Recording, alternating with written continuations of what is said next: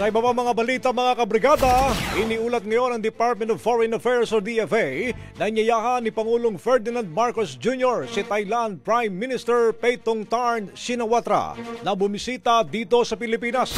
Ang investigasyon o ang imbitasyon ay pinabot ni DFA Secretary Enrique Manalo sa kanyang bilateral na pagpupulong kasama si Thai Foreign Minister Maris Sangiampongsa sa Bangkok.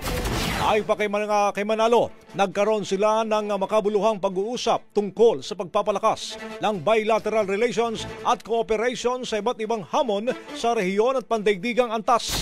Kaugnay nito mga kabrigada, nagtalaga rin si Shinawatra ng mga hakbang upang mapanatili ang seguridad sa rehiyon ng Association of Southeast Asian Nations or ASEAN at iba pang magkikipagtulungan sa mga karatig bansa laban sa transnational crimes tulad ng online fraud.